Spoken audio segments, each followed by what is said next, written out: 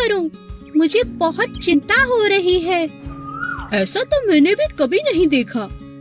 ऐसा तो मैंने भी कभी नहीं सुना बहन। चलो स्वामी जी के पास चलते हैं। उनके पास इसका कोई ना कोई हल जरूर होगा।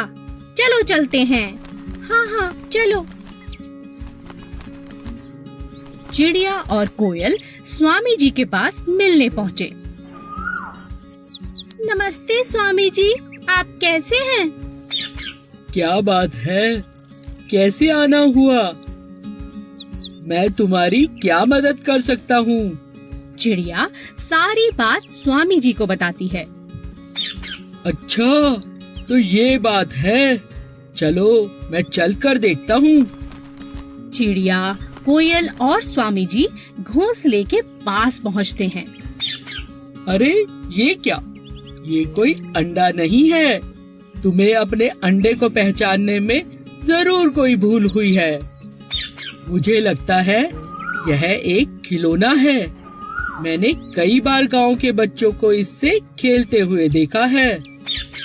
मेरा भरोसा करो और इसे एक बार नीचे फेंक कर देखो। नहीं स्वामी जी, इस तरह तो मेरा अंडा फूट जाएगा। नहीं चिड़िया रानी, मेरा भरोसा रखो, ये एक खिलौना ही है। चिड़िया ने दिल पर पत्थर रखकर स्वामी जी की बात को मान लिया। स्वामी ने अंडे को लिया और जमीन पर जोर से फेंका। अंडा फूटा नहीं, बल्कि वह टप्पा खाने लगा जैसे कोई गेंद हो।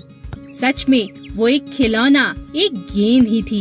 यह देखकर सभी हंसने लगे। एक घने जंगल में एक पेड़ पर कालू कौवा अपना घोंसला बनाकर रहता था। उसी पेड़ के नीचे एक सांप का बिल था। एक दिन कालू जब भोजन की तलाश में गया तो पीछे से सांप ने उसके अंडों को खा लिया। जब कौवा वापस अपने घोंसले में आया तो अपने बच्चों को ना पाकर बहुत उदास हो गया। कौवे को सांप पर शक भी हुआ और उसने फिर सांप से पूछा, भाई सांप, क्या तुमने किसी को मेरे घोंसले की तरफ आते देखा? किसी ने मेरे अंडों को खा लिया है? नहीं, मैंने किसी को नहीं देखा। मुझे नहीं पता तुम्हारे अंडे किसने खाए। कुछ समय बाद फिर से ऐसा ही हुआ, पर इस बार कौवे ने सांप को अपने अंडे खाते हुए पकड़ लिया। अच्छा, अब समझ आया, तुम ही मेरे अंडों को खा जाते हो। मुझे तुम पर पहले ही शक था। तुम्हारी इतनी हिम्मत कैसे हुई? मेरे अंडों को खा गए। मुझे भूख लगी थी, इसीलिए मैंने तुम्हारे अंडों को खा लिया। तुम मेरा कुछ नहीं बिगाड़ सकते। इतना कहकर सांप अपने बिल में चला गया। कालू बहुत उदास हो गया और उसने सांप से बदला लेने की सोची। फिर वह उड़ता हुआ राजा के महल की तरफ चला गया। तभी उसकी नजर महारानी पर पड़ी, जो तालाब में स्नान कर रही थी। महारानी के कीमती जेवर तालाब के किनारे पड़े थे, जिनकी निगरानी उनके सिपाही कर रहे थे। कालू कौवे को एक उपाय सूझा। वह एक लंबा सा हार अपनी चोंच में फंसाकर उड़ने लगा। सभी सैनिक कौवे का पीछा करने लगे। कालू ने चालाकी से उस हार को सांप के बिल में डाल दिया। जब सैनिकों ने बिल में डंडा मारा, तब बाहर निकला सांप, जिसके गले में महारानी का हार था। सैनिकों ने पीट पीट कर सांप को जान से मार दिया और हार ले लिया। इसी तरह कालू कौवे ने सांप से अपना बदला ले लिया। ये बहुत समय पहले की बात है। एक जंगल में बहुत सारे जानवर मिलजुल कर खुशी खुशी रहते थे। एक दिन उस जंगल में एक ताकतवर शेर आया। वह अपनी मर्जी से जब चाहता किसी भी जानवर को पकड़कर मार डालता और खा जाता। धीरे धीरे जानवर जंगल में कम होने लगे। इस बात से परेशान होकर सभी जानवरों ने एक निर्णय लिया और शेर से मिलने पहुंच गए। वहां पहुंचकर सभी जानवरों ने अपनी बात शेर के सामने रखी। हाथी बोला, जंगल के हम सभी जानवरों ने एक निर्णय लिया है। कैसा निर्णय? हम में से हर रोज एक जानवर आपका भोजन बनकर आएगा। आपको शिकार ढूंढना नहीं पड़ेगा। अरे, मैं तुम्हारी बात कैसे मानूं? कैसे विश्वास करूं? ऐसा ही चलता रहा तो थोड़े ही दिनों में हम सब मर जाएंगे। जंगल में कोई जानवर नहीं बचेगा, फिर आपको खाना नहीं मिलेगा। आप तो राजा हैं, हमें सेवा का मौका दे दीजिए। ठीक है, लेकिन समय से हर रोज भोजन भेजना ही होगा, वरना। अब हर रोज एक जानवर भोजन बनकर जाने लगा। एक दिन चालाक खरगोश की बारी आई। खरगोश नियमित समय पर नहीं गया। उसके दिमाग में एक उपाय चल रहा था, जिसके चलते वह देरी से गया।